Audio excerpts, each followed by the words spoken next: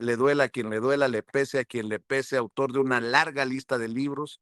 Le recomiendo sus 2 más recientes libros, Las Damas del Poder y García Luna, El Señor de la Muerte, y libros de referencia de hace años publicados, pero más vigentes que nunca, como Tierra Narca y La Guerra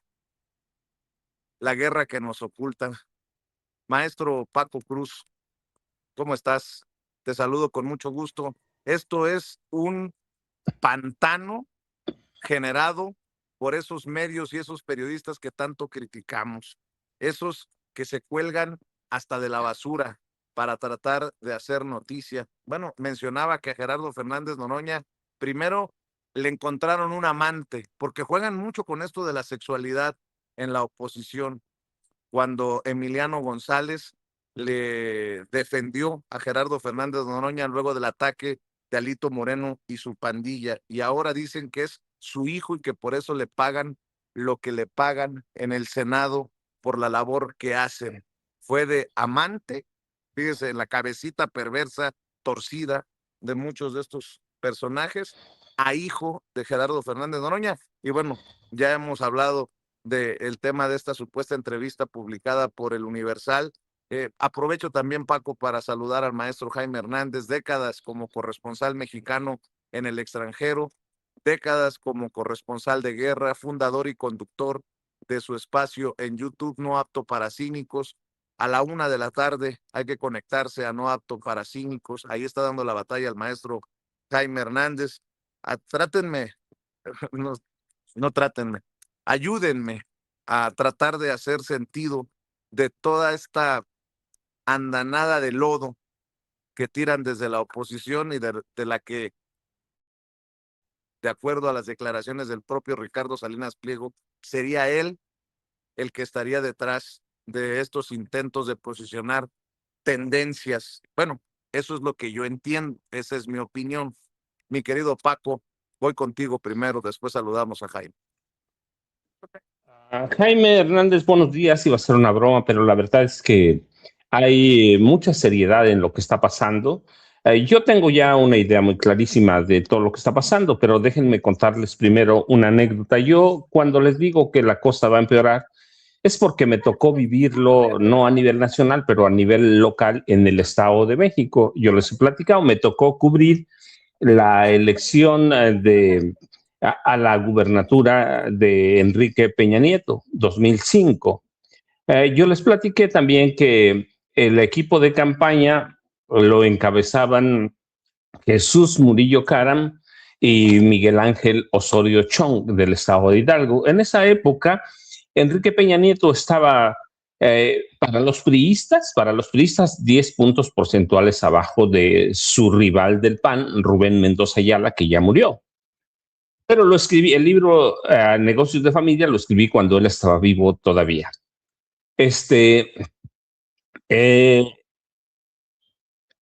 Informalmente, perdón, lo real es que Enrique Peña Nieto estaba 20 puntos abajo de Rubén Mendoza Ayala. ¿Qué hicieron Miguel Ángel Osorio Chong? Y se lo digo, así está publicado en Negocios de Familia, la biografía no autorizada de Enrique Peña Nieto y el grupo Atlacomulco. Rubén Mendoza Ayala lo iban a acusar de, no de homosexualidad, que no la ocultaba, ¿sí? Lo iban a acusar de pedofilia, de pederastia, de asesinato. A mí los priistas me enviaban, todos esos documentos me lo enviaban. Ahí nace en parte Negocios de Familia, entre allá nace por una entrevista que da Peña Nieto.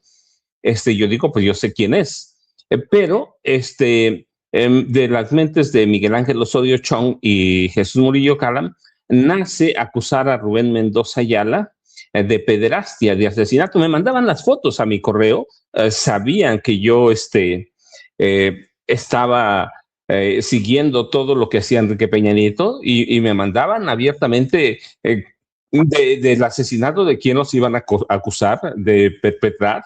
Un político, para mí ha sido el político más importante del Estado de México.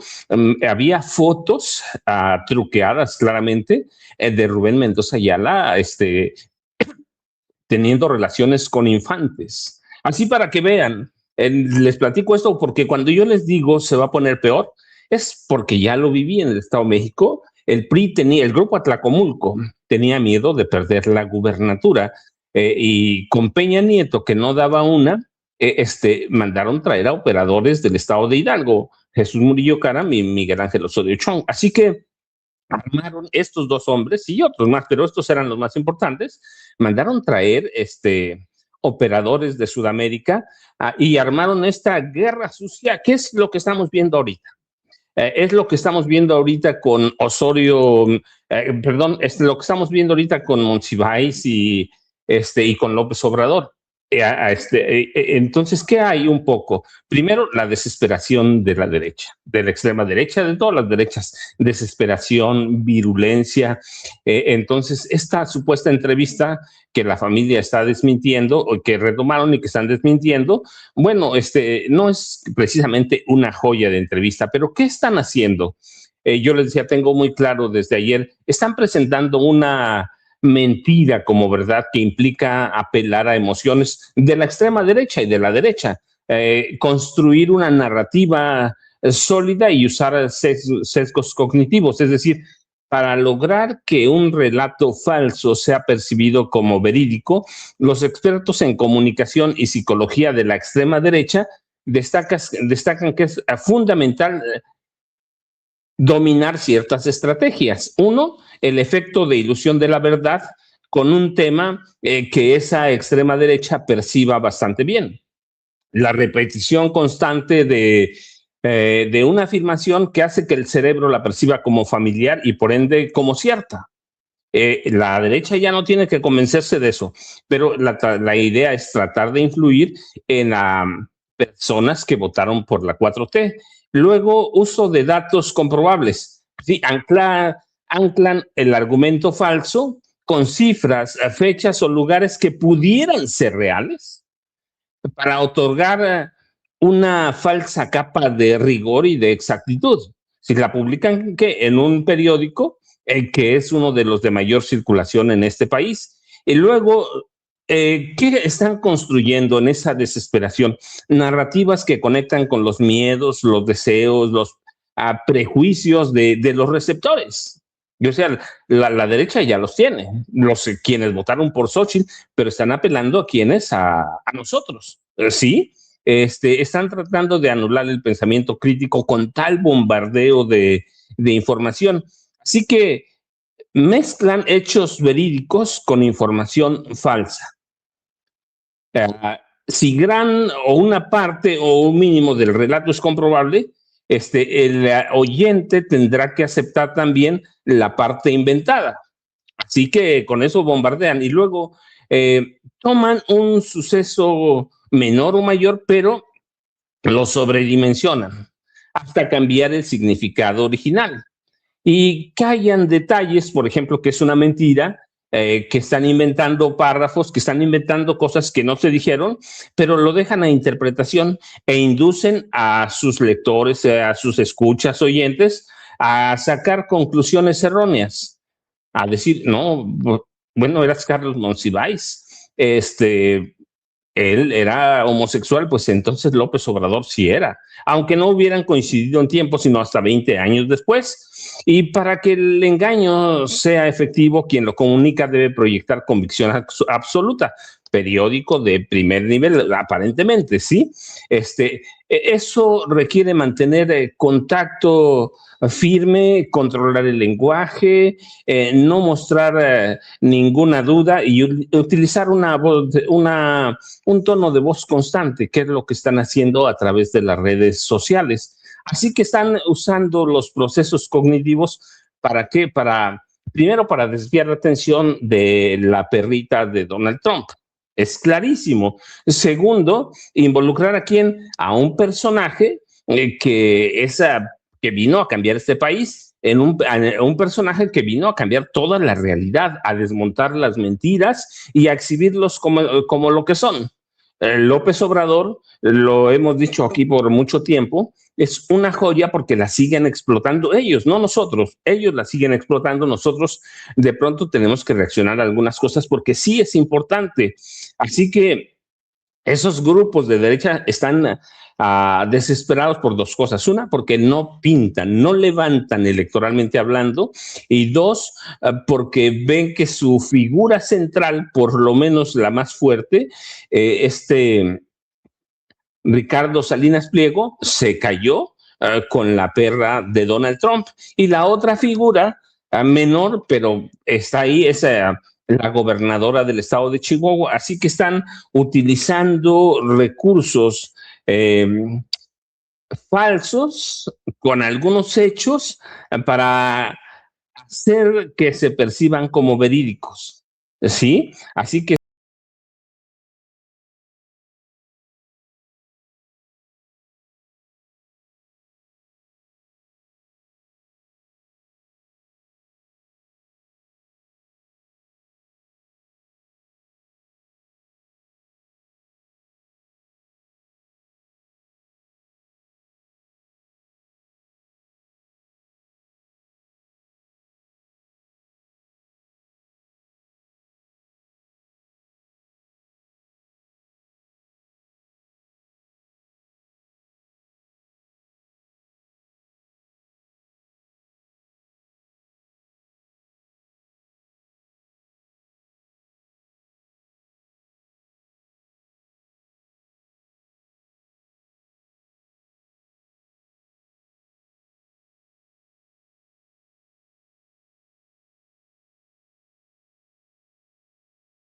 la Cámara de Diputados puede definir el rumbo del país. Entonces están apelando a eso y claro, algunas de las 17 gubernaturas de los estados. Ellos saben que la oposición, el PRI y el PAN, no tienen ninguna, o movimientos independientes como el de Grecia Quirós, no tienen ninguna oportunidad. Entonces, ¿qué están haciendo? Construyendo narrativas falsas que con algunos elementos de verdad y con personajes conocidos, como que sean íconos de la cultura en este país, pero puede ser algún ícono de del gremio de los cantantes o de las actrices del espectáculo.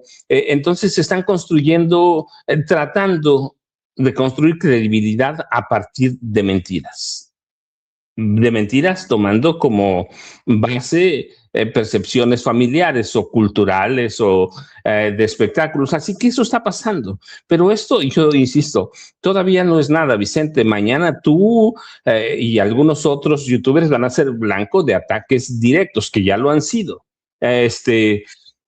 Así que debemos esperar esto y mucho más. A mí no me sorprende porque lo vi con Peña Nieto y yo guardé por muchos años aquellas fotos donde yo les decía el rival de Peña Nieto, Rubén Mendoza Ayala del PAN, pues lo tenían en posiciones muy comprometedoras con niños.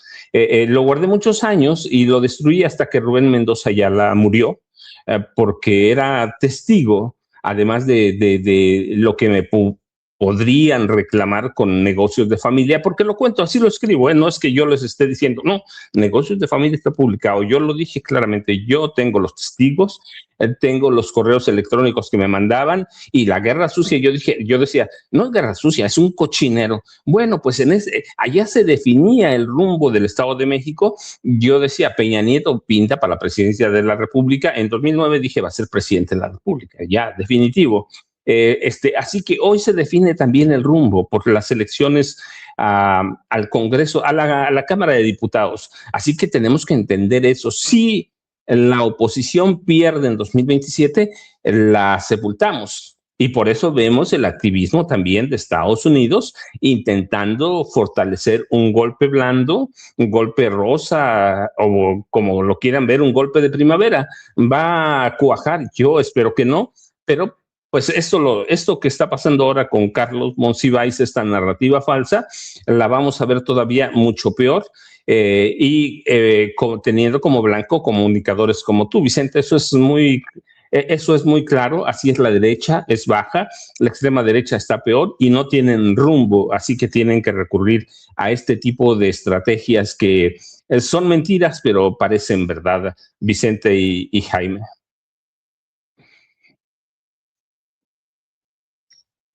Como que agarramos a Vicente Serrano entrando a Palacio Nacional, es el cumpleaños de bueno, van a festejar, creo que fue ayer el cumpleaños de la presidenta Claudia Sheinbaum Pardo, ya nos lo dirá en unos momentos Vicente, pero Jaime es el cumple de la presidenta. Jaime, yo veo así este lodazal, yo tendría que decir este cochinero de la que está tratando de crear la derecha y la extrema derecha. Están tratando de crear la derecha y la extrema derecha, porque parece que el 27 está muy lejos, pero Jaime ya está en movimiento. Morena va a definir a partir del viernes, bueno, ya empezó a recibir las solicitudes de los eventuales candidatos a la Cámara de Diputados, a los coordinadores de Morena en los estados que van a ser candidatos a gobernadores. ¿Qué hace en marcha 2027, Jaime? Ya no hay hacia atrás. Estamos de aquí a toda la guerra sucia y todo el cochinero que se venga por delante. Sí, y resulta interesante contemplar el grado de autodenigración de la derecha. ¿Cómo se autodenigra? Es increíble, echando mano de recursos tan bajos, de golpes bajos, que además se pueden revertir en su contra en menos de 24 horas, ¿no? Esta supuesta entrevista publicada por el Universal. Tú trabajaste para el Universal, yo trabajé para el Universal. Francamente desconozco a el Universal, querido amigo, porque en la época que yo trabajé para el Universal había un poco de mesura, había un poco de cuidado en las formas. Yo recuerdo que como corresponsal, sobre todo para temas, entrevistas exclusivas, siempre se me pedía eh, contrastar las versiones que yo recogía de cierto personaje con los aludidos, es decir, había mayor escrupulosidad, ¿no? Tenían mucho cuidado, pero ahora realmente desconozco por completo lo Universal. Tal vez tenga que ver, y lo he dicho más de una vez, con el arribo de gentes que ha estado en Latinos y que ha llegado para incorporarse a la jefatura de información del Universal. Me refiero a Miguel Castillo, que es ahora el jefe de información del Universal, que estuvo en Latinos. Entonces, todo pinta muy mal. Están prácticamente, no es que fuera impoluta, no es que fuera transparente, clara y que estuviera marcada por un historial glorioso, la historia del Universal, pero antes se cuidaban más las formas, ¿no? Pero decidir la publicación de esta entrevista ha llevado a ese periódico a niveles de mendacidad, de porquería, de vileza sin precedentes, ¿no? Yo recordaba ayer porque Edmundo Cázares, que es un perfecto desconocido, fue una especie de reportero que lo único que ha hecho en su carrera fue hacer entrevistas. Ha publicado en varios libros el compendio de esas entrevistas, ¿no? Entrevistas que van desde artistas, ya sabes, ¿no? Y entonces es una carrera bastante gris, bastante mediocre, y él vende o publica o vuelve a publicar en el Universal esta entrevista, a la que presenta como una entrevista exclusiva. No, perdón, la presenta como una entrevista histórica, ¿no? Vaya, hay gente que les encanta andar abusando de la hipérbole, de la exageración, para presentarse a sí mismo como los periodistas que solamente ellos tienen acceso a los personajes más distinguidos, más preclaros de México. Pero Monsiváis era un personaje al que cualquiera puede entrevistar. Yo entrevisté a Monsiváis cuando yo tenía, qué sé yo, creo que 24 años de edad, fíjate. Yo entrevisté a los 24 años de edad a Monsiváis, es decir, casi 50 años atrás. Yo estaba empezando como reportero de Radio Educación y me acuerdo que cuando llegué a la casa de Carlos Monsiváis, yo era un reportero bastante ingenuo todavía, y Monsiváis me puso una revolcada porque Monsiváis era salvaje, no soportaba que le hicieran preguntas idiotas, faltas de contexto, no, no, no. Me dio una revolcada como periodista, imberbe, que le agradecí el resto de mi vida, porque después de esa entrevista dije: "Uf, tienes que tener más cuidado con las preguntas". En cualquier caso, esa entrevista se difundió en Radio Educación. Fue una entrevista, muy interesante, en la que Monsiváis ya estaba más allá del bien y el mal. A mí, por ejemplo, me llamó varias de lo que recuerdo, siempre me pareció que Monsiváis era muy impaciente ante la mediocridad. Era un personaje realmente que estaba más allá del bien y el mal. Recuerdo que le pregunté: "Oiga, maestro, ¿y por qué no da clases en la Universidad Nacional Autónoma de México?". Dice: "No, no, no, no tengo tiempo para eso, no tengo tiempo para eso. Yo prefiero seguir con mis libros, prefiero seguir con mis columnas". Y ciertamente, no hablaba como lo dicho en la entrevista. Ahora, yo decía ayer también que, vivimos una época en la que el revisionismo de la historia está a la orden del día. Hemos visto cómo el PRI y el PAN dicen que este gobierno es de narcos, dicen que ellos resolvían todo, ellos eran los más decentes, ¿no? Eso es el revisionismo, ¿no? Y ahora nos lo encontramos en el periódico El Universal, que es un revisionismo de la versión, de la visión que tenía Monsiváis de López Obrador, una patraña absoluta. Y yo digo que en periodismo, bueno, al menos eso es lo que a mí me enseñaron, en periodismo, cuando tú publicas o publicas una entrevista que fue realizada hace veintitantos años atrás y la publicas con fines fácticos, revisionistas, eso no tiene madre, eso está prohibido. ¿Por qué? Porque cuando tú publicas de nueva cuenta una entrevista, a sabiendas que el personaje que entrevistaste no se puede defender porque ya está muerto, eso realmente, revela un grado de vileza sin precedentes. Por eso, qué bueno que la familia reaccionó como lo ha hecho, exigiéndole a Edmundo, Cázares y al Universal que se retracten de esto o que presenten fuentes, testimonios. ¿Dónde está la grabación de esa entrevista? ¿Dónde están los apuntes de esa entrevista?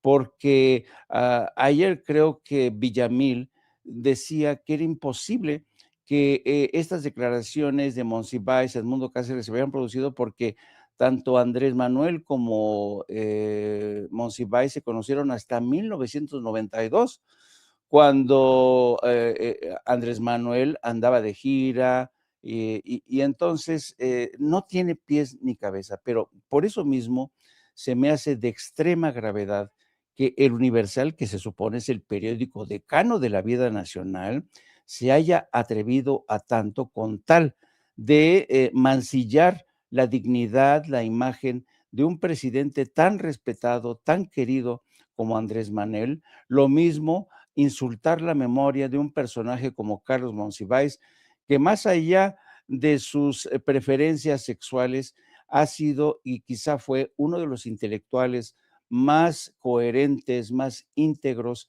en México.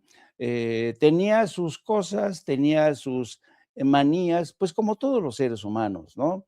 Pero se me hace insultante que de esta manera el Universal quiera, ¿sabes? Insisto, mancillar la memoria de Carlos Monsiváis y destruir la imagen de Andrés Manuel López Obrador. Solamente, termino diciendo que para destruir la imagen, la reputación de Andrés Manuel López Obrador, necesitan más que eso, porque, a Andrés Manuel se le ha acusado de todo, le han inventado cada patraña y siempre, siempre, siempre sale bien liberado, porque el historial de Andrés Manuel es realmente el de un hombre honesto, consecuente, valiente, amante del pueblo.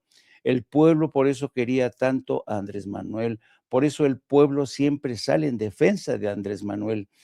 Y yo creo que, la presidenta también es una persona que sabe que el pueblo no va a abandonar nunca a Andrés Manuel, entre otras cosas, por la obra que impulsó a partir del 2018, que le ha cambiado la vida a millones de mexicanos.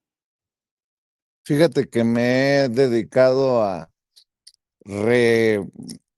retomar, recapitular muchas de las opiniones sobre esto, porque precisamente en momentos como este es que queda claro a qué me refería con cerrar filas.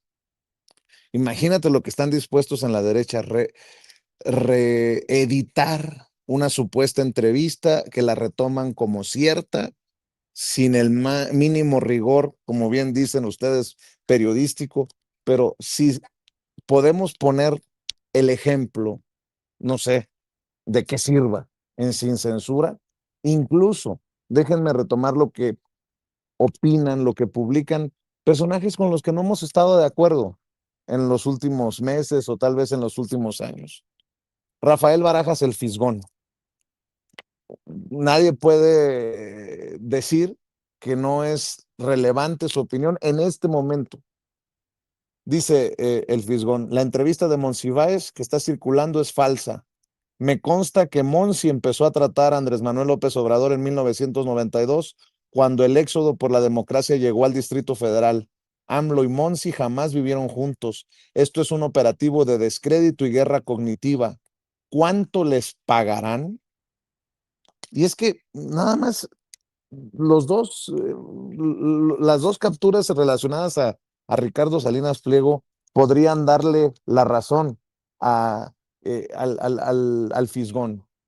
Dice Ricardo Salinas Pliego, pues resulta que además de corrupto, inepto y mentiroso, también le truena la reversa, como chamacos de secundaria. Luego la otra Ceci que tenía, que alguien me explique por qué son tendencia Monsiváis y la perrita de Monsiváis.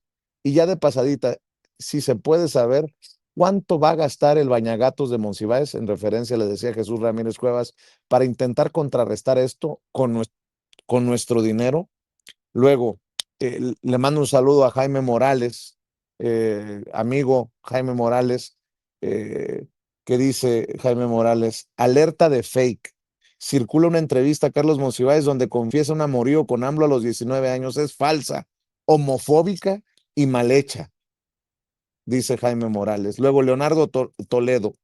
Se podría pensar que si Ili no se retracta y baja la entrevista, lo que tendría que seguir sería una renuncia en masa de colaboradores, pero ¿a cuál de sus colaboradores le quedan principios éticos por los cuales renunciar? ¿A Loret? ¿A Sheridan? ¿A Tejado? ¿A Cosío? ¿A De Mauleón? Pedro Salmerón. No es de extrañar que crea por odio cualquier mentira barata. Cuando el accidente de su hermano AMLO tenía 15 años y no huyó de Macuspana. Llegó a la Ciudad de México a los 19 y desde el primer día vivió en la casa del estudiante tabasqueño y conoció a Monsiváis muchos años después. Y Monsi no hablaba así. Ustedes y el Universal tocan fondo. Retomo a Julián Atilano, le mando un saludo también. Las limitaciones intelectuales, el resentimiento y el odio de quienes comparten la entrevista fake son sorprendentes. Monsi y AMLO se conocieron muchos años después. Monsi no hablaba así y AMLO no tenía esa edad. Arrogante y estúpida, así es la derecha, decía Monsiváis. Ana María Vázquez, también le mando un saludo. En la era del chisme, Monsi me dijo, vía el Universal, AMLO teme de lo que diga el Mayo, vía el ex embajador al que le contó el amigo de un amigo del que no dice el nombre, nada distante al que afirmaba de sus fuentes en Palacio o aquel que asegura conocer las listas de la CIA o la DEA. Desde el chisme de vecindad en donde la verdad es irrelevante de Riva Palacio hasta la propaganda con mentiras vía las Raki. La pobre oposición sigue como gallina de rancho sin cabeza. Lamentable, mereceríamos al menos una oposición inteligente y no alumnos de Elena Chávez. Luego retomo lo que dice el querido César Huerta de la revista Polemón. Esta entrevista del Universal es tan absurda que convierte a Carlos Monsiváis en un personaje secundario y al entrevistador en un supuesto genio admirado por él. Lo único auténtico que transmite el texto es el ardor que Ili y sus lacayos siguen sintiendo por López Obrador. El maestro Luis Guillermo Hernández, no sean ridículos, le dice a este personaje, Marco Levario Turcot de la revista Etcétera. Si Monsiváis hubiera poseído la mendicidad lingüística que muestra tu entrecomillado, solo le hubiera alcanzado para ser director de la revista Etcétera o articulista del Universal. Cuando vuelen notas, quítenle los coquitos a la hierba. Retomo, Adriana Buentello. Dice, el Universal publicó una entrevista falsa de Monsiváis. Epigmenio Ibarra. Uno despliega un vil chisme a 8 columnas, el otro una falsa entrevista con Monsiváis. Con razón AMLO llamaba tanto al Reforma como al Universal pasquines inmundos. ¿Quién más está? Déjenme, estoy buscando todos los Temoris Greco. Y a todo esto, ¿quién es ese Edmundo Cázares que anda inventando entrevistas con Carlos Monsiváis? Azucena Pimentel, no hay fondo, siempre se puede caer más y más bajo. Adiós a la credibilidad del Universal. Manuel Hernández Borboya, a quien también le mando un saludo. Así de patético, suena chiste, pero es anécdota. La inmunda derecha mexicana es de lo peor. Chacales a más no poder. Eder Guevara también del movimiento. La charla falsa con Monsiváis o el reportaje de Taibo fumando. Fíjense, hasta eso es cierto, qué bueno que me acordó que criticando a Taibo porque fuma. ¿Quién no? A ver, los que conocemos a Paco Ignacio Taibo II sabemos que fuma mucho, pero toman una fotografía a las afueras de un recinto para decir que estaba fumando adentro en donde está prohibido. La charla falsa con Monsiváis o el reportaje de Taibo fumando son la muestra de que la derecha no tiene temas, proyecto, ideas, ni nada que aportarle a la discusión pública mexicana. Patéticos. ¿Quién más está? Hernández, el Monero Hernández. ¿Quién puede decir que somos amigos, el Monero Hernández y yo? Pues no, pero hay que retomarlo. Lo hecho por el Universal marca un nuevo nivel de miseria y bajeza moral. Y lo peor es que no es un límite, sino un punto de arranque para las canalladas que la derecha hará los próximos meses, y todo le resultará contraproducente.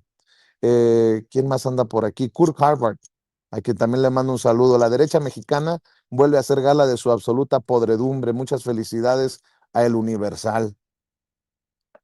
Híjole. Y lo retomo por el cierre dime, mi querido Jaime, el cierre de filas del que tanto he hablado. Solamente un apunte que vale la pena, creo, de contexto. Hay que tener en cuenta que el Universal vive hoy uno de sus momentos más críticos.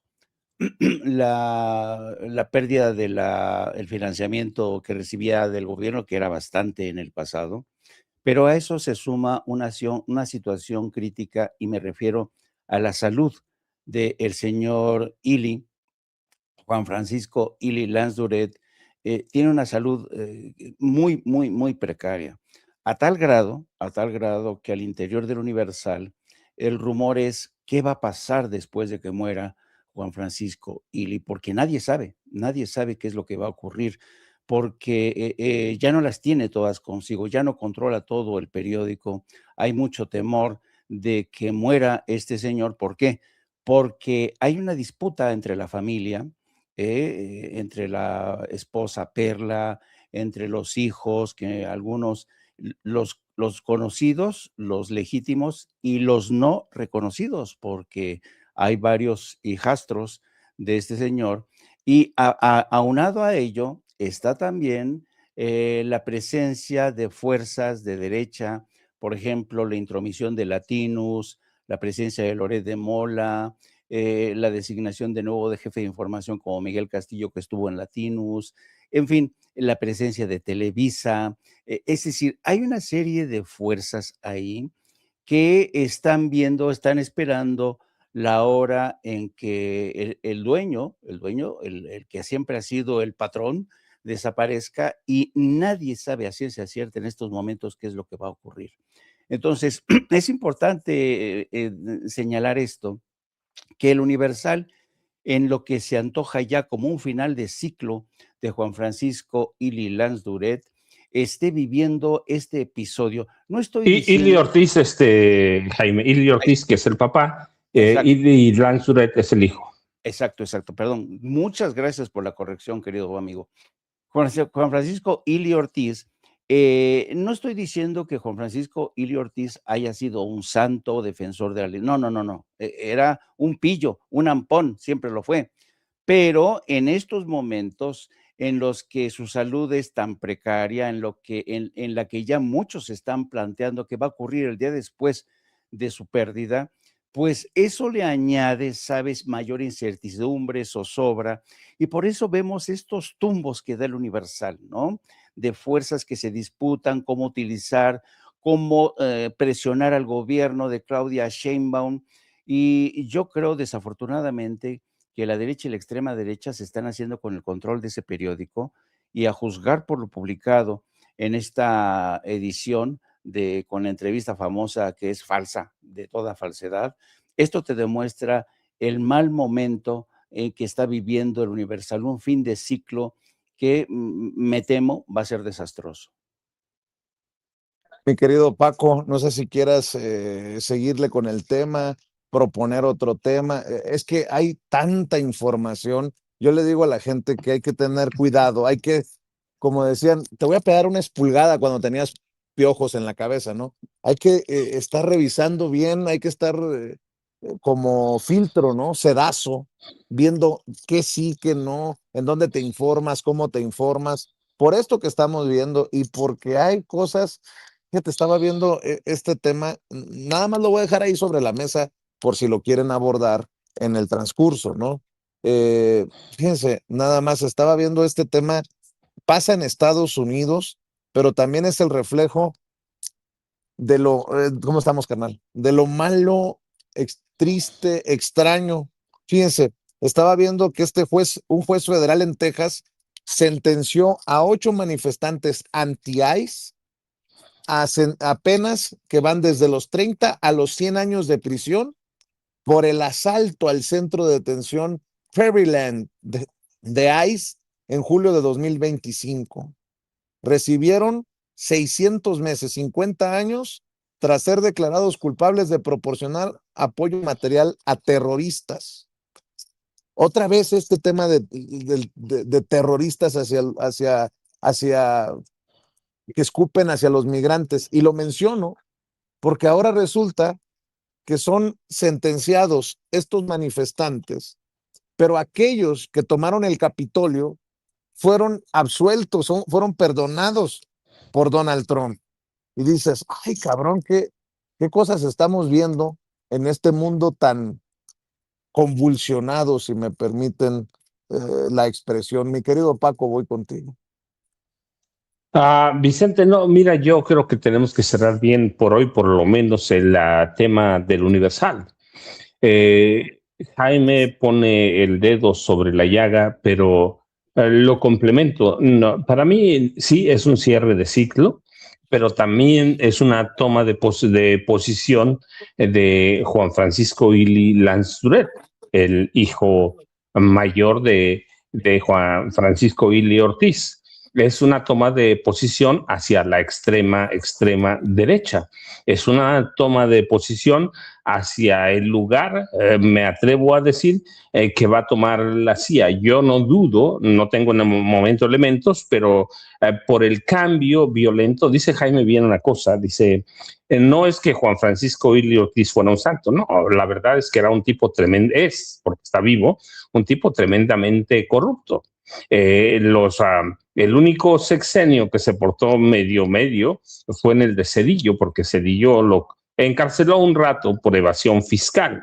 Eran problemas entre ellos, pero fuera de ahí, Juan Francisco Ili Ortiz fue un hombre muy corrupto que mandaba, y yo lo sé de primera fuente, ahora sí, en pláticas que hizo el mismo Juan Francisco Ili Ortiz, que había ciertos personajes a los que él mandaba a la presidencia de la República y llegaban con los portafolios llenos de dinero para el pago de nómina y otras cosillas.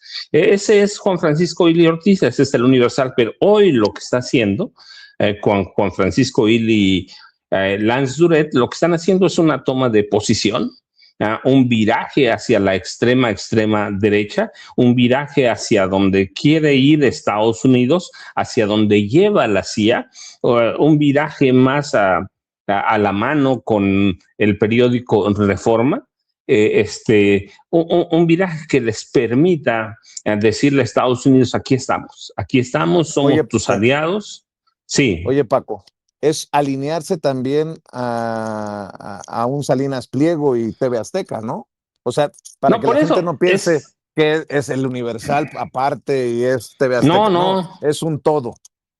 Es un todo, o sea, toda la prensa, no toda, pero los periódicos de la vieja guardia, la gran mayoría, están tomando lo que hace el Universal. Hay que ver, es coordinado, aparece como en la Sociedad Interamericana de Prensa, aparece como cabeza de representantes de periódicos en este país. Es la posición que van a tomar. Es la posición que va a tomar la prensa. No es un periódico cualquiera, va.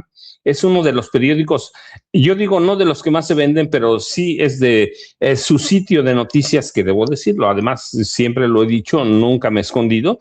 Ese sitio yo fui subdirector, primer subdirector del universal.com.mx y fui su segundo director. Trabajé 4 años y cachito en el Universal. Y mi jefe directo primero era Juan Francisco Ili Lanzuret y luego Juan Carlos Ili Lanzuret. Ahí está, yo lo pongo siempre sobre la mesa.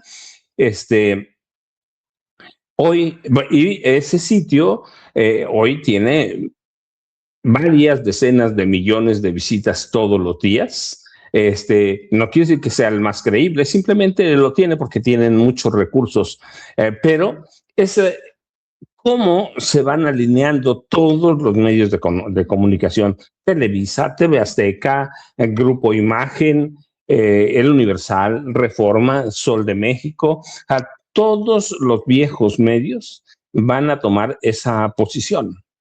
Van a inclinar la balanza hacia noticias falsas, hacia la mentira, hacia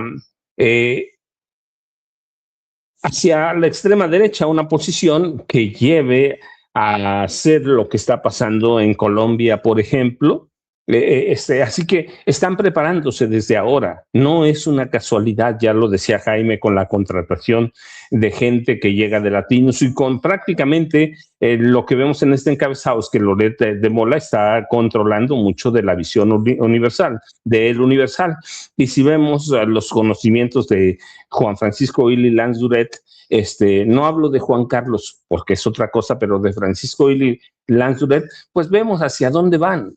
Hacia una mafia periodística que siempre han sido, pero ahora en conjunto.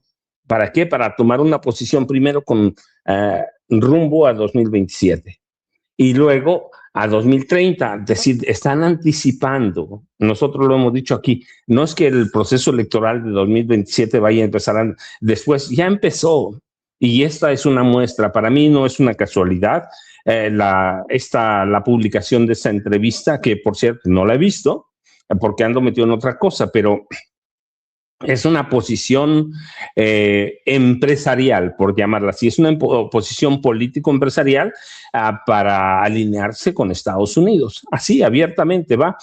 Si antes fueron muy corruptos con los presidentes, ahora se van a alinear ¿con quién? Con la CIA. Va, no hay para dónde mirar, para dónde voltear. Es una mira de alineamiento con los intereses de la Casa Blanca hacia el 2030. No, es decir, 2027 es importante por el control de la Cámara de Diputados, pero están viendo hacia el futuro. Yo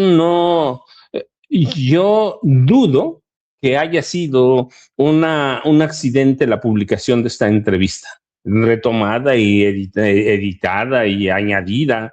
Yo dudo que sea un accidente, que hayan dicho, se nos pasó por error. No, a mí me parece que en el momento que estamos necesitas revisar cada cosa que vas a publicar. Es como aquí nosotros, cuando decimos algo, es una posición personal, claramente. Pues la del Universal también es una posición del dueño, de Juan Francisco Ili Lanzuret.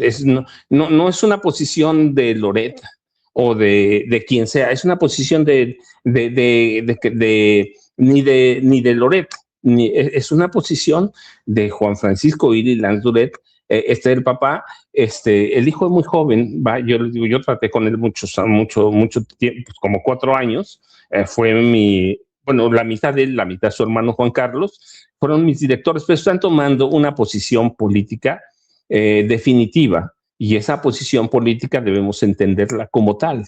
Nos equivocamos con esta entrevista, nos equivocamos, la vamos a guardar, ofrecemos una disculpa porque nos metió un gol,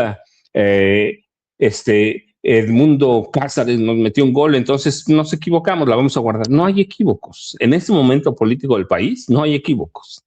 ¿Sí? Hay una posición política. Entonces, eso tenemos que esperarlo del Universal y de cada periódico de los viejos que vivieron del gobierno en este país, de los gobiernos priistas y panistas.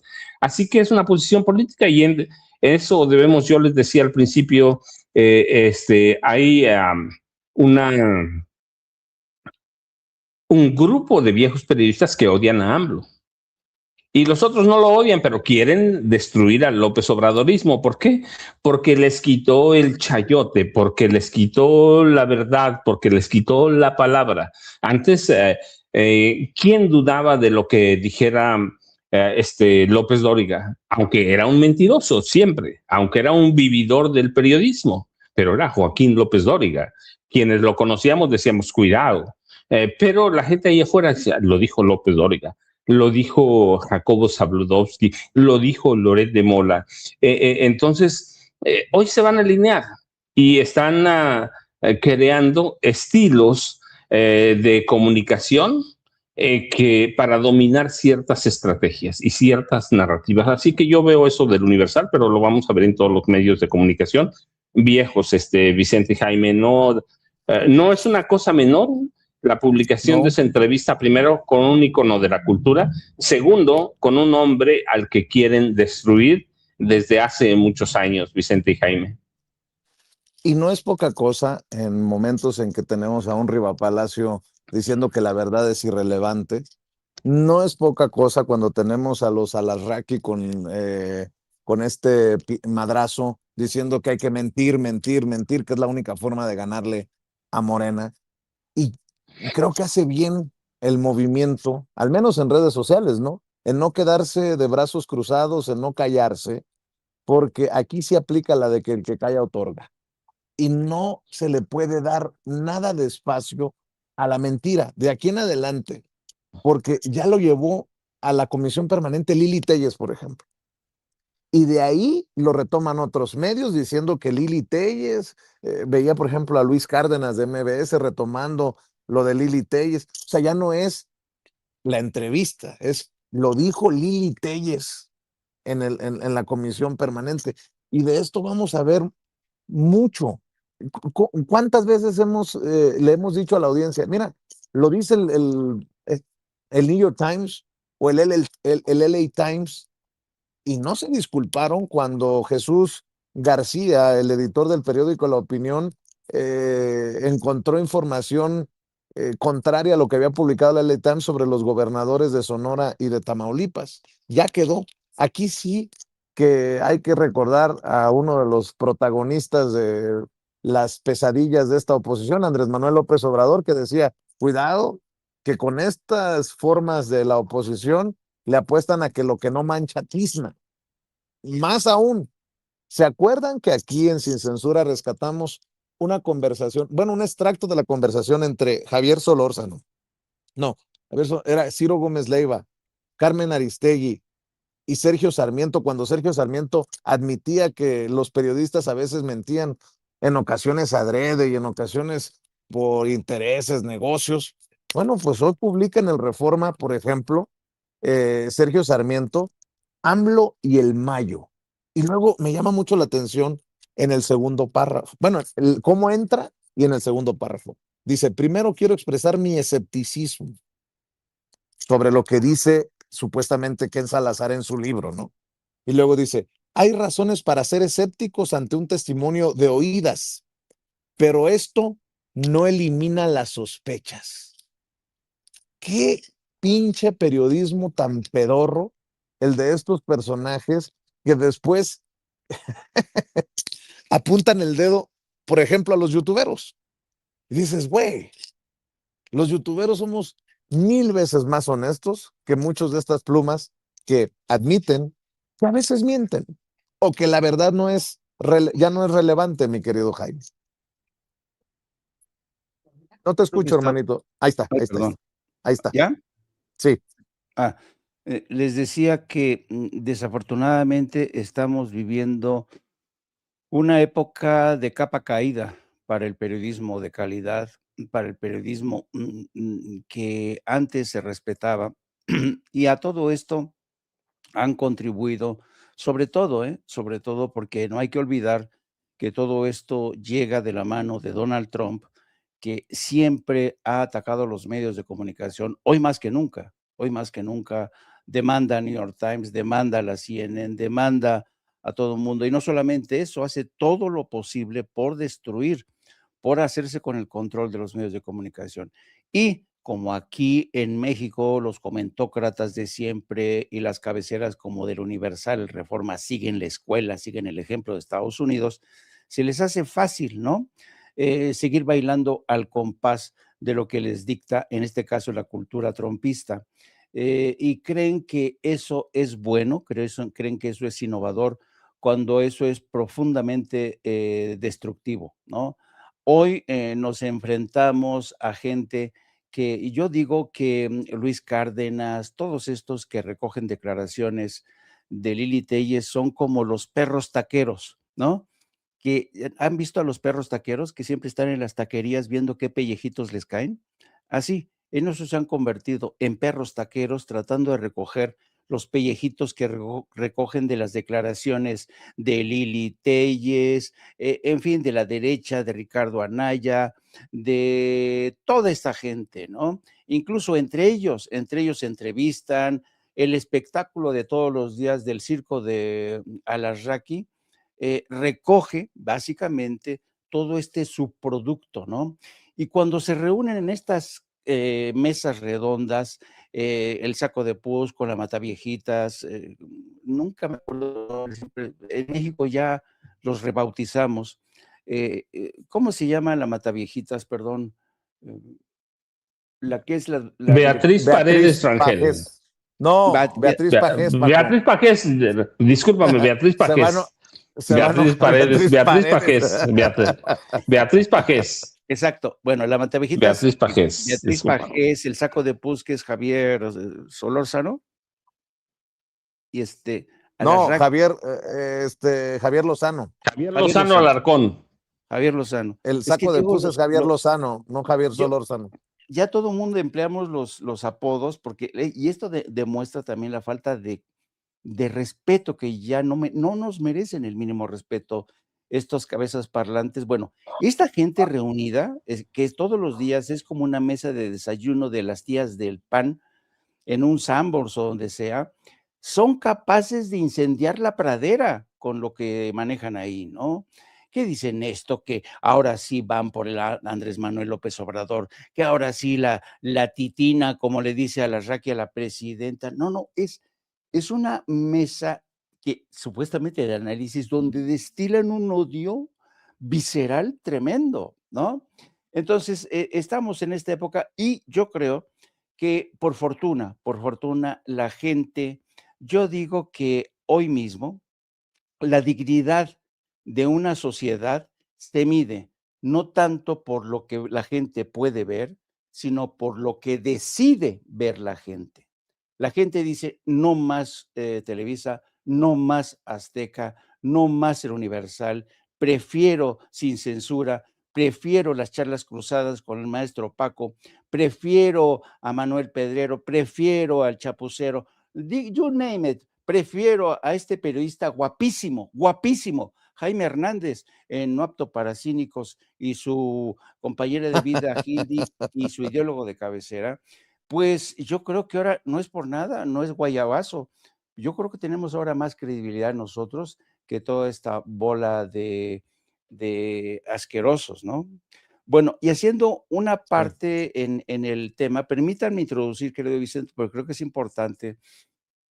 Ustedes saben que la presidenta ha dicho que va a recibir al rey Felipe VI, previo al partido que va a enfrentar, creo que frente a Uruguay, España en Guadalajara. España, Uruguay. Ajá. Sí, señor.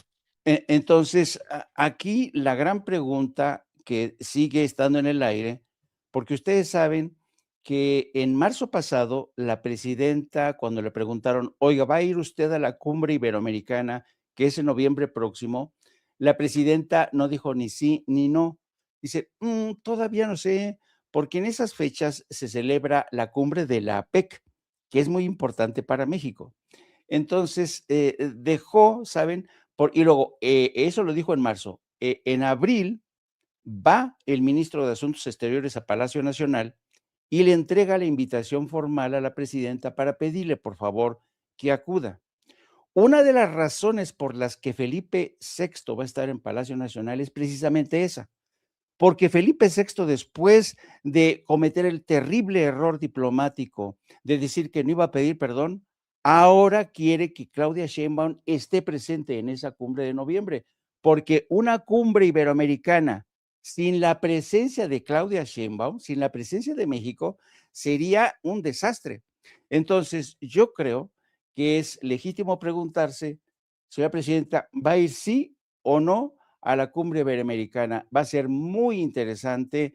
No sé si después de la visita de Felipe VI a Palacio Nacional, la presidenta decide hacer un huequito en su agenda, porque no puede, lo que no tampoco puede dejar de hacer es perderse su asistencia. A lo mejor si se disculpa sería la clave para que asista, ¿no? A lo mejor. No sé, ¿será? Uf, sería una reivindicación de nuestros pueblos originarios y de la historia como no la habíamos visto nunca, Jaime. Efectivamente. Yo digo que, a ver, ¿por qué viene Felipe VI a Palacio Nacional? Tengan en cuenta esto, las últimas cumbres iberoamericanas han ido perdiendo fuelle, han estado completamente desangeladas. Creo que a la última cumbre iberoamericana asistieron 5 jefes de Estado, 5. Y claro, como ahora la cumbre iberoamericana se celebra en Madrid, Felipe VI y el gobierno español quieren que esté presente sobre todo Claudia Sheinbaum. ¿Por qué? Porque saben que Claudia Sheinbaum brilla con luz propia, se ha convertido casi en una estrella de rock. Si no va Claudia Sheinbaum, si les hace el feo a esa cumbre, no, ¿para qué te cuento? Entonces, vamos a ver qué dice Felipe VI, ¿eh? Vamos, después de estar aquí reunido con la presidenta, he pensado que a lo mejor sí vale la pena revisar con un presentismo exagerado la violación de los derechos humanos durante la conquista de nuestros antepasados en México. Vamos a ver, vamos a ver. Vamos a ver, le voy a pedir a la gente que nos ayude con los likes. De pronto se cayeron los números, ese techo, íbamos muy bien. Y otra vez estamos aquí sufriendo por los números, pero también es que, lo he advertido aquí, hay estrategias para que vengan a medios como Sin Censura, personajes que escriben, a ver, por aquí lo vi, ya cállense, mejor hablen de la homosexualidad de AMLO. ¿Te fijas? O sea, hay cuentas que vienen exclusivamente a, pues a reventar, como hemos dicho que hay personajes que quieren reventar la mañanera, ¿no? Quieren reventar medios independientes, alternativos. Veo que hay muchas cuentas, me están advirtiendo que hay muchas cuentas que están reportando nuestro canal. ¿Por qué? ¿Quién sabe? Pero ahí estamos. Ayer, por ejemplo, nos limitaron la monetización de nuestra transmisión luego del enlace con Luis Guillermo Hernández. A ver, no sé qué diría mi querido Paco Luis Guillermo Hernández ayer, que le dolió a alguien y generó pues estas denuncias, como les llamamos aquí en redes sociales, que han pues han golpeado precisamente o intentan golpear o callarnos, pero no nos van a doblar. Mi querido Paco, voy contigo. A ver, Vicente Jaime, creo que a partir de ya, yo lo noté hace varias semanas, sitios como Sin Censura, No Apto para Cínicos, los canales de Astillero, incluida la videocharla, van a ser blanco de ese tipo de ataques, o son ya de hace un buen rato. sin censura desde hace mucho, ¿va? ¿Por qué? Pues hay que ver quién controla las redes sociales. En este caso, la plataforma YouTube. La derecha, la extrema derecha, es un tipo de censura muy perceptible y muy directa. Si dices algo que no nos guste y nosotros decimos cosas que no les gustan, va. Si decimos algo, pues te limitan la monetización, te castigan, los algoritmos permiten que no crezca el número de seguidores, por ejemplo.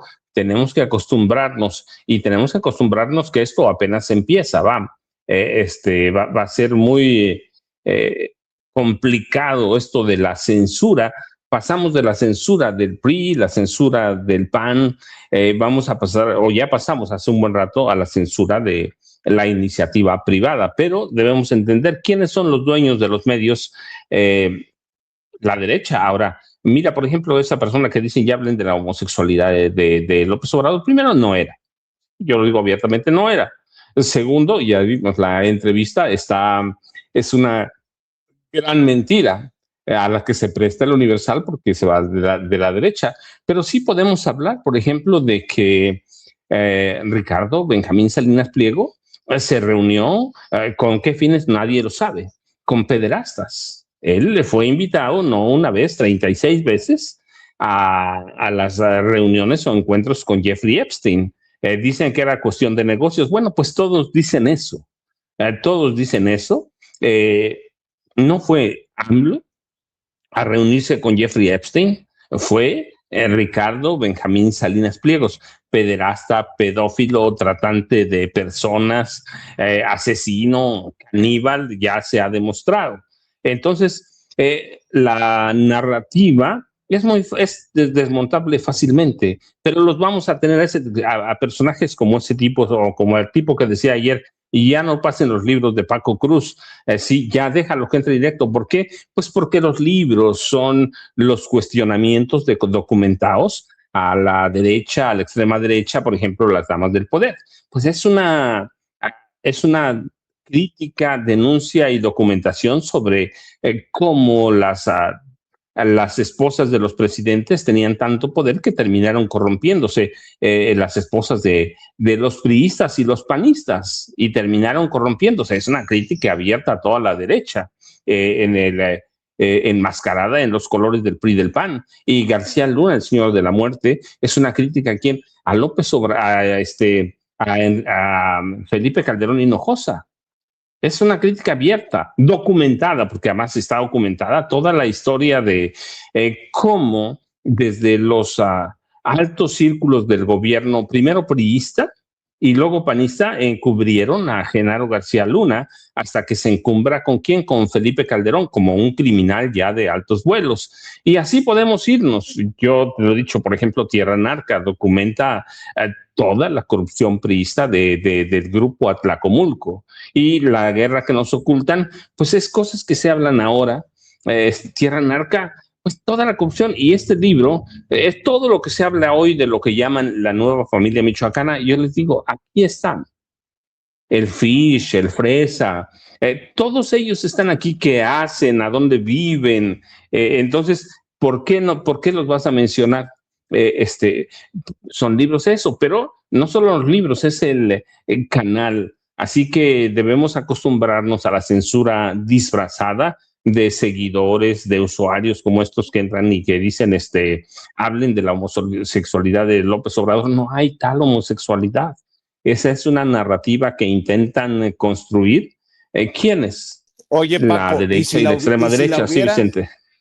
¿Y si la hubiera? No hay problema, no, pues sí. Ninguno, no. La cuestión es que la cuestión es que a través de esos temas van a tratar de censurarte. Esa es la censura. La censura, ¿y para qué? Para impactar en YouTube y decirles, castíguenlos para que no moneticen porque están hablando de esto y esto, que son mentiras, o están alterando, están inventando. Entonces, a eso debemos acostumbrarnos, ¿va? Yo digo, hay que tener mucho cuidado, no autocensurarnos, que eso pasa mucho. Hay que tener mucho cuidado con este tipo de personas que van a entrar a tratar de silenciar, de cambiar la conversación, de alterar los contenidos de sin censura, pero supongo que lo mismo va a pasar o pasa ya en No Apto para Cínicos, y en la videocharla yo veo lo mismo, así que hay que tener mucho cuidado. ¿Por qué? Por la censura de YouTube. Tú lo has resentido, Vicente. Yo recuerdo la primera vez que te escuché decir hace un par de meses, pero tenemos tanto tiempo y no ha subido un solo usuario, un solo seguidor. Ya nos atoramos ahí y no subimos. Eso verdaderamente es censura, y tú y yo sabemos, y Jaime sabemos que eso no debía pasar, pero pasa. ¿Pasa por qué? Por la censura. Pero bueno, mira, nada más para repetir, para retomar un tema del que habló Gerardo Fernández Noroña.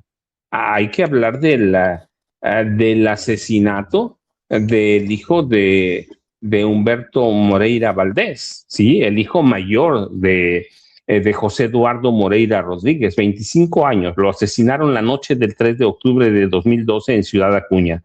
¿Quién gobernaba Coahuila?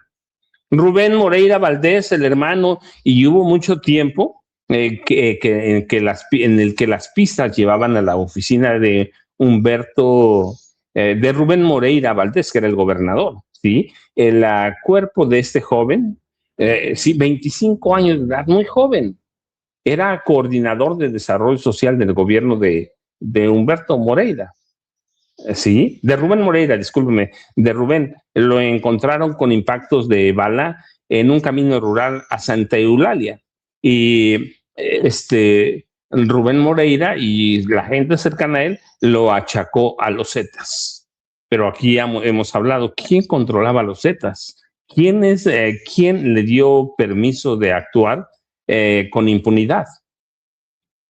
Rubén Moreira Valdés. Hemos hablado de la matanza en Allende, en Coahuila, en quienes lo controlaron, y luego le atribuyeron el gobierno de Rubén Moreira el asesinato a Miguel Ángel Treviño Morales, ¿se acuerdan?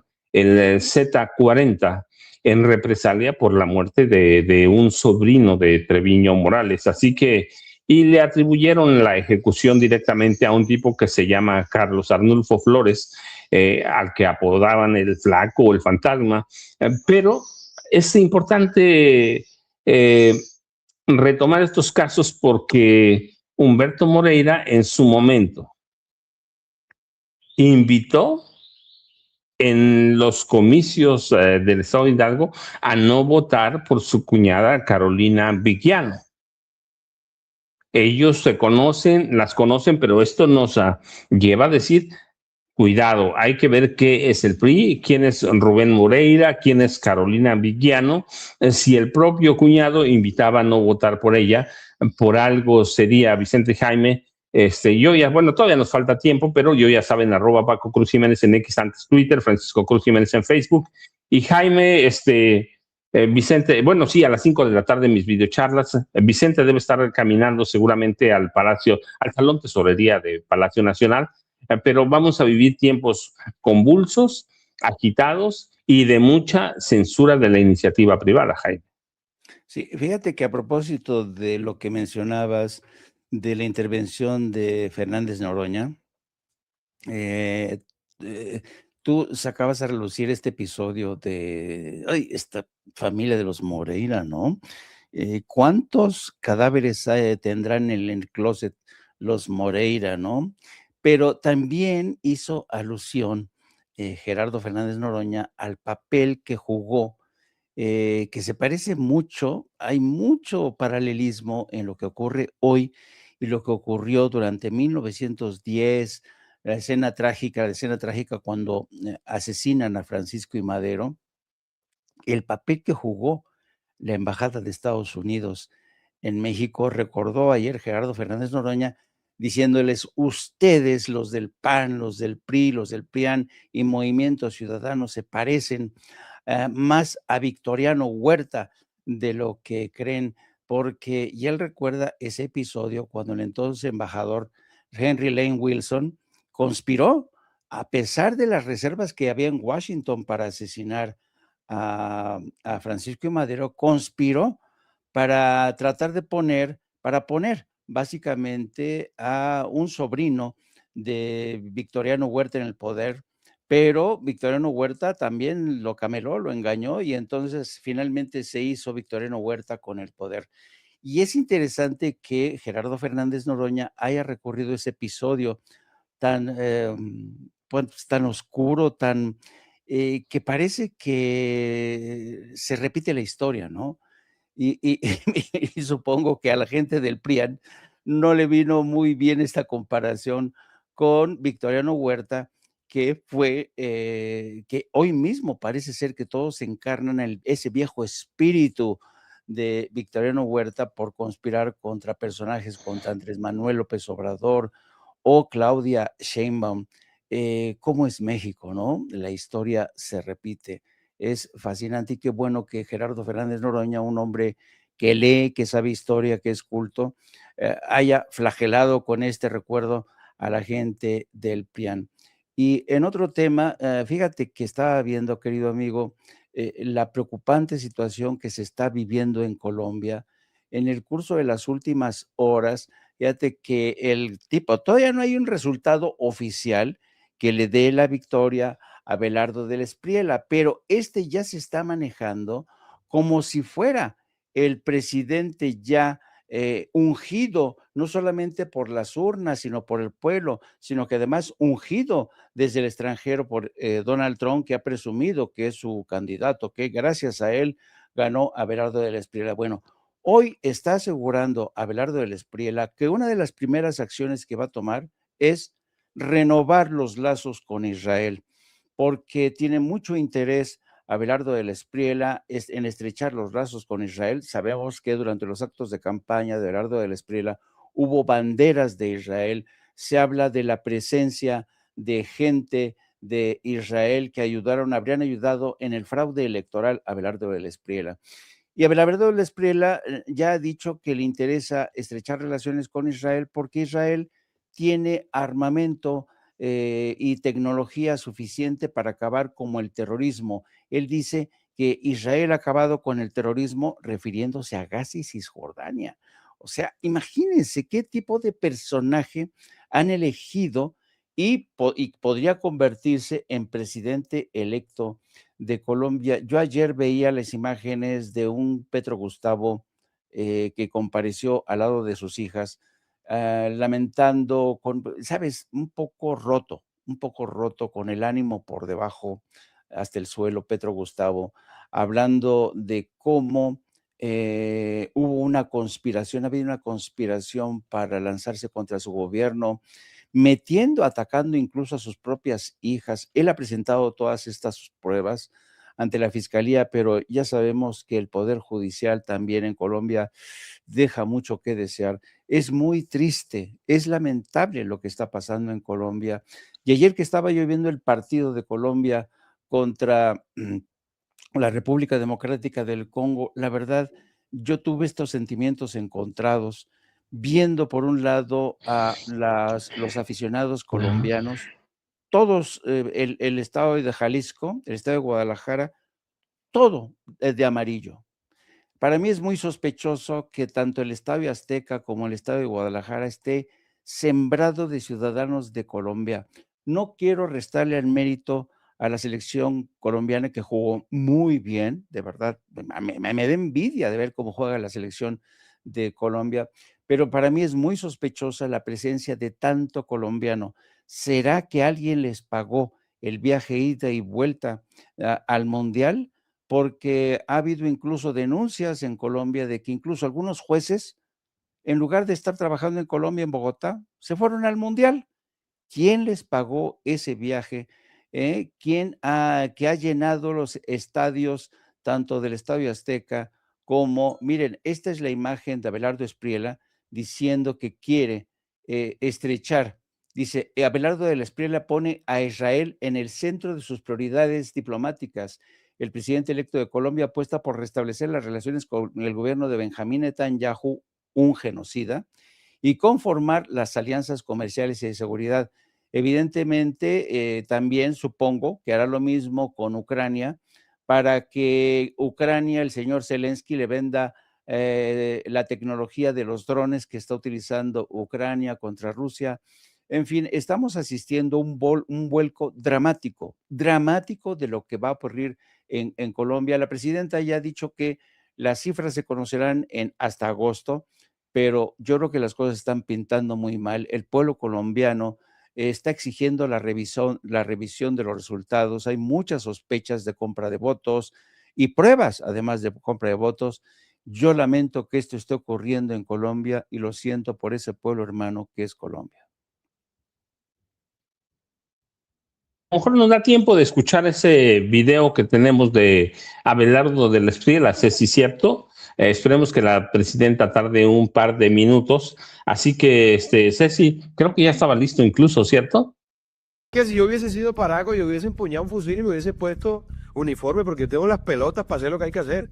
O sea, yo no habría sido como Petro, que fue un guerrillero de cafetería, yo habría sido un paraco de verdad, verdad. Yo habría sido un paraco de verdad, verdad. Yo no sirvo para hacer medias tintas, hermano. Entonces tú le quitas el discurso a esta plaga sabrosa de los sustos. En consecuencia, yo creo que hay que tratarlos no como contendores, no como adversarios, sino como lo que son, enemigos. Así es. Yo, por ejemplo, no podría encontrarme siquiera con esa gente en un pasillo del Congreso. Yo me causan, aguantar 3 años. Me causan repulsión. Yo le pregunté a María Fernanda, ¿cómo has hecho para aguantarte 3 periodos a esta gente? Esa plaga me causa repulsión. No. Pero yo he querido hacer esta confesión también, ¿sabes? Yo he querido siempre salir del closet. Sí. Yo soy lesbiano. ¿Lesbiano o qué? Me encantan las mujeres, claro. Soy un lesbiano, pero... Con eso, Ceci, la verdad, bueno, nada más, ¿por qué tienen tanta afinidad a Abelardo de la Espriella y Javier Milei con Benjamín Netanyahu? Bueno, pues son supremacistas, son racistas, todo lo que implica eso, son de ultra extrema derecha. Si ellos pudieran borrar a los argentinos, los borran. Si pudieran borrar a los colombianos, los borran. Ya de la Espriella dijo inmediato que va a correr a no sé cuántas decenas de miles de personas si toma posesión. Él ya lo da como un hecho. Así que tienen una afinidad con Benjamín Netanyahu. Piensan que es una persona de superioridad moral, que está bien que acabe con cada uno de los palestinos en la franja de Gaza. Eso lo han dicho, no lo digo yo, no lo estoy inventando. Hay que ver lo que está haciendo Milei con los argentinos hasta llegar al nivel todavía experimental de comer carne de burro, pero eso es lo que hace la derecha, es lo que va a hacer de la Espriella si toma posesión, y es lo que está haciendo Javier Milei en Argentina. Así que nosotros debemos tener mucho cuidado desde ahora. ¿Por qué? Porque antes, recuerden, Estados Unidos lo que hacía era imponer dictadores que después desataban masacres en cada país y revueltas. Hoy lo que está haciendo es buscando a través de fraudes escandalosos cibernéticos imponer a personajes como de la Espriella, como Noboa, como Javier Milei. Así que para mí hay que tener mucho cuidado, Jaime. Eso es peligrosísimo para toda América Latina. Sí, y además, fíjate, un elemento que se me olvidó mencionar. Tú sabes que el contingente más numeroso de mercenarios que están activos en Ucrania son de origen colombiano.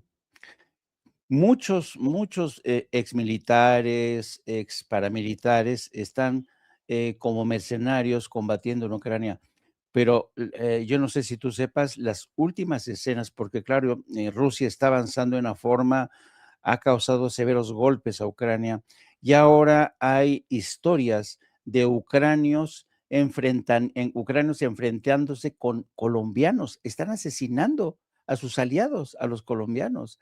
Es dramático, y yo no dudo de que ahora el señor de la Espriella ofrezca mercenarios colombianos a Benjamín Netanyahu, porque a Benjamín Netanyahu le está costando mucho trabajo reclutar más soldados para mandarlos al frente para enfrentarse a Hezbollah.